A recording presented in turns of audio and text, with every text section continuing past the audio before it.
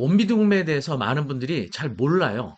온비동매는 법원 경매에 비해서 저렴하게 낙찰받고 더 다양한 물건들을 만날 수 있는 방식이거든요. 그리고 인터넷으로도 입찰하고 또 입찰 보증도 계좌이체, 잔금 납부도 계좌이체.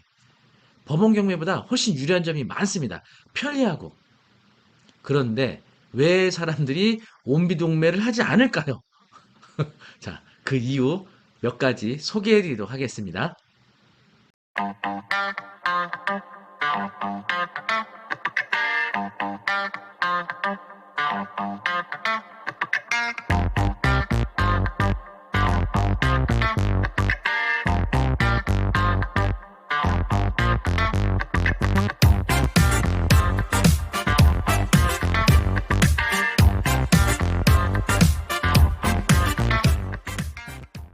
자, 법원 경매하고 온비동매 좀 비교하자면요.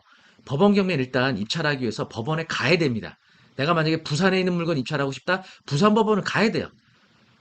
가끔 가다가 제주도 물건 입찰할 때 제도까지 가려 그러면 이 비용이 만만치 않게 듭니다. 물론 뭐 여행 겸해서 입찰을 갈 수는 있어요. 하지만 입찰 갔다가 낙찰 못 받으면은 뭐 여행했다 셈 치면 되겠지만 바쁜 와중에 가야 되는 경우에는 경황이 없을 때는 비행기 값만 날리는 겁니다. 그리고 아침 일찍 출발해서 하는 것도 좀 어려워요. 보통 전날 가서 숙박하고 저녁 먹고 아침 먹고 입찰하고 이 시간적인 또 경제적 비용이 많이 발생하거든요. 그래서 낙찰을 못 받게 되면은 상실감이 굉장히 커요. 데미지가 크게 오게 됩니다. 근데 온비드 공매의 경우에는요. 온비드라는 사이트에서 입찰하기 때문에 이런 경제적 시간적 부담을 훨씬 줄이게 돼요. 부산에 있는 물건, 제주도에 있는 물건 입찰할 때 온비드 사이트에서 회원가입해서 입찰만 하시면 되거든요. 굉장히 편리하죠. 그런데 왜 사람들이 이렇게 편리한 입찰 방식인 온비드를 하지 않을까? 제가 좀 생각을 해보면 아무래도 대중들이 어렵고 쉽고의 문제가 아니고 내가 잘 아는 것, 잘 모르는 것, 이것의 차이 같아요. 잘 알고 있는 것은 왠지 쉬워 보여요.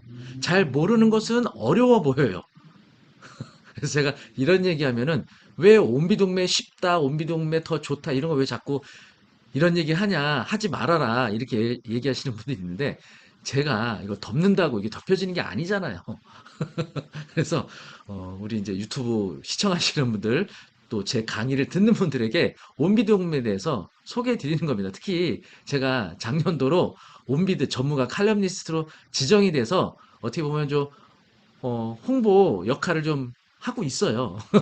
자, 그래서 온비드는요. 인터넷으로 입찰하는 거기 때문에 내가 입찰하는 물건 지역과 관계없이 편하게 입찰하는 겁니다. 그리고 또 두 번째는 법원 경매는 내가 입찰하기 위해서 입찰 보증금을 이제 10% 납부를 하고 입찰해야 되는데 이거 꼭 은행 가서 직접 출금을 해야 돼요. 뭐 현금 아니고 이제 수표로 출금을 하겠죠. 수표로 출금해서 입찰표와 함께 제출하고 또 이거 낙찰이 안 되면 또 반환을 받아서 은행에 또 다시 재입금해야 되는 이런 번거로움이 있죠. 전에 한 번은 법원 가서 이제 오전에 입찰 보증금 출금하려고 은행에 갔더니 대기자가 100명이 넘게 있는 거예요. 입찰 마감 시간은 다가오는데. 저 깝깝하거든요, 이거. 자, 이거 입찰 보증 출금 못하면요, 입찰 못해요. 그래서 왜 이렇게 은행에 대기자가 많은가 봤더니 전부 이분들이 입찰 보증 출금하려고 대기하고 있는 분들인데 그날 입찰하는 물건의 경쟁률이 150명 입찰했던 물건이 있거든요. 그 물건 때문에 은행이 난리가 난 거예요. 그래서 막 은행 직원들이 다른 일 다 열일 제껴두고 입찰 보증 출금하는 분들 거 먼저 처리했던 이런 경험이 있는데 이거 얼마나 불편합니까? 왜 안 바꾸는 거예요, 법원? 좀 바꿔주시기를 간곡히. 네. 이거 현장 입찰이 아니고 인터넷 입찰을 바꾸기를 정말 간절히 원하는 사람 중에 한 사람인데 이거 바꾸기 어렵다면 입찰 보증이라도 계좌이체로 받는 방법 이거 그렇게 어렵지 않잖아요. 네.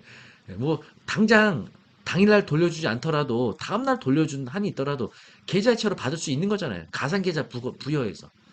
대한민국 지금 21세기 이 IT 강국에서 뭐 하는 겁니까? 네. 어쨌든 법원 경매, 온비동매 이런 이제 절차상 큰 이제 차이점을 많이 보이고 있고요. 또 하나 법원 경매는 민사집행법을 따르죠. 그리고 온비동매 이거는 매각재산들이 여러 가지가 있어요.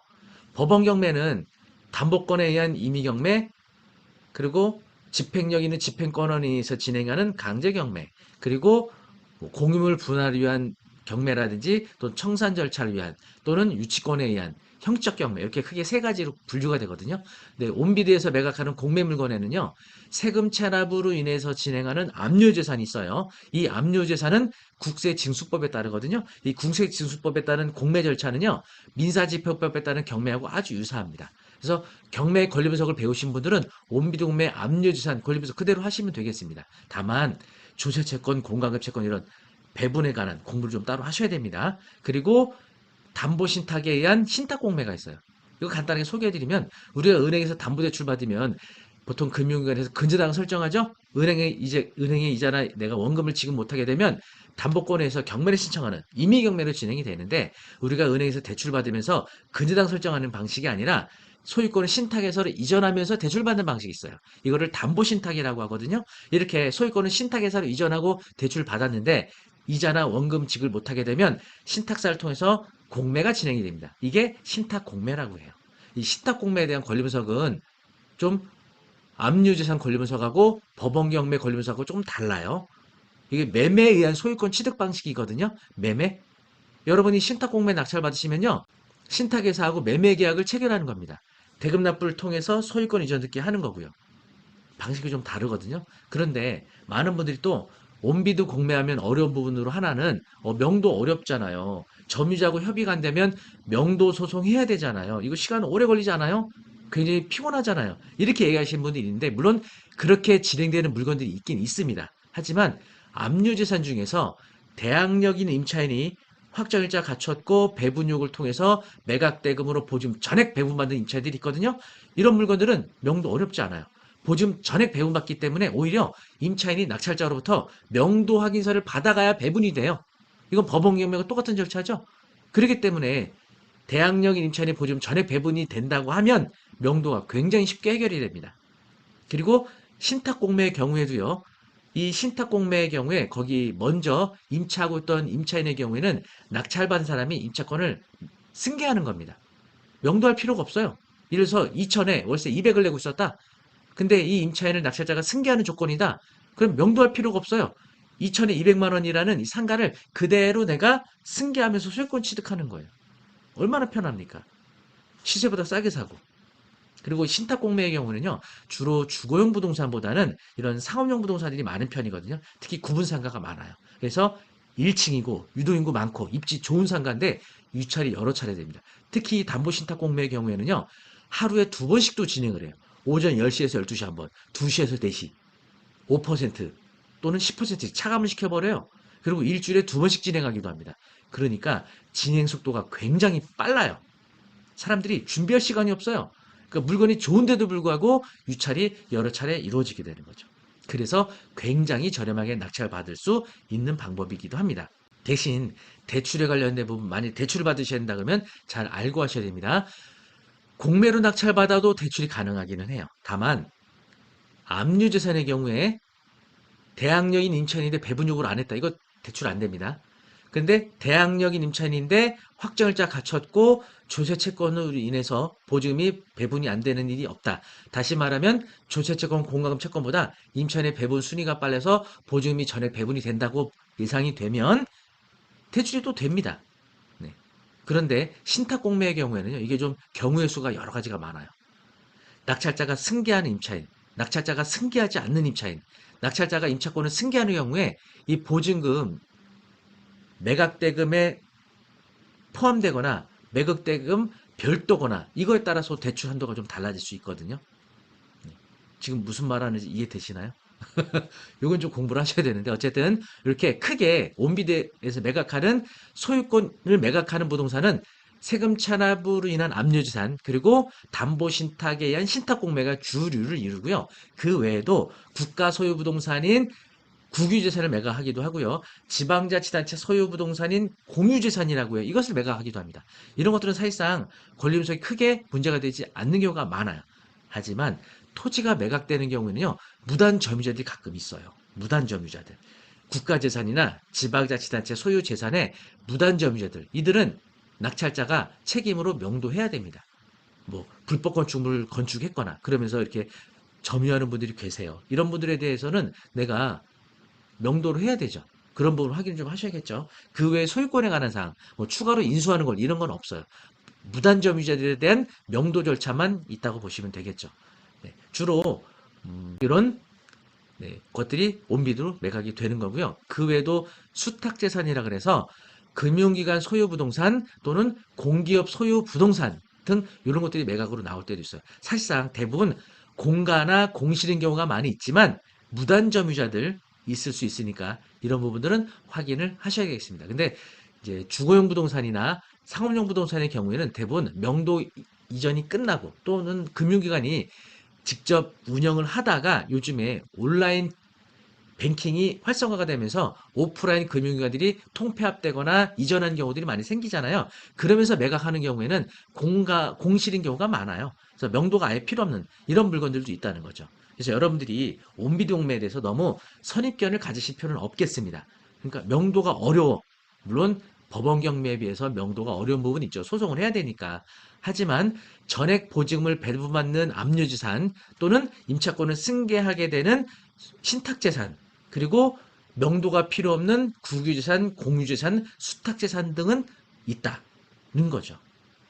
그래서 여러분들이 온비동매에 대해서 막연하게 어렵다라고 생각하시기보다는 제가 소개해드렸던 각 매각재산들의 특징, 그리고 압류재산과 신탁재산에 대한 권리 분석 좀 공부하셔야 되거든요. 저희가 온라인으로 교육을 하고 있는 PL 에듀 원격 평생교육이라는 사업자가 있거든요. 저희가 옥섭이라는 사이트를 운영하고 있습니다.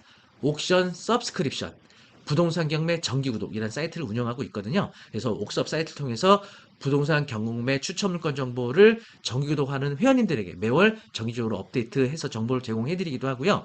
또 온라인 실시간 강의도 진행을 하고 있어요. 그래서 저희가 4월 20날 목요일 라이브 온비동매 수업을 개강을 하게 됩니다.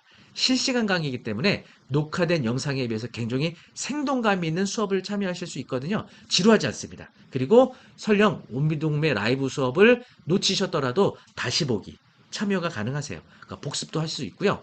그리고 채팅을 통해서 궁금한 사항은 질문 주시면 바로바로 답변도 받을 수 있는 장점이 있다고 할 수가 있겠습니다. 그래서 총 4회에 걸쳐서 진행이 되거든요. 그래서 초보자분들도요, 온비동매를 정말 쉽고 재미있게 공부할 수 있으니까 많이 수강 신청해 주시기 바라겠고요. 수강 신청 링크는 아래 올려드리도록 하겠습니다. 그리고 수강 신청하실 때 쿠폰 적용하시게 되면 20%에서 30%까지 저렴하게 수강 신청 가능하시거든요. 네이버 카페 박초를 경매 아카데미 링크 걸어드릴게요. 저희 네이버 카페 가셔서 이 쿠폰 회원가입만 하셔도 20% 할인 쿠폰 받으실 수 있으니까 저렴하게 수강 신청하시고요. 또 저하고 수강 이력이 있는 분들은 30% 할인 적용받고 수강 신청하실 수 있겠습니다. 그리고 평생교육 바우처 카드 갖고 계시는 분들 저희 평생교육원 적용이 되시니까요. 평생교육 바우처 카드 통해서 수강 신청하시게 되면 무료로 수강도 가능하신다는 점 기억하시고 수강 신청하실 때 그 평생교육 바우처 카드 정보로 입력하시게 되면 무료로 수강 신청도 가능하시겠습니다. 네, 4월 20날 라이브로 진행하는 온비동매 많은 수강 신청 바라겠고요. 여기 아래 링크 통해서 바로 수강 신청 해주시면 좋겠습니다. 여러분 온비동매에 대해 정보 제공해 드리는데 어떻게 도움 많이 되셨나요? 영상이 도움이 되셨다면 구독, 좋아요 부탁드립니다. 감사합니다.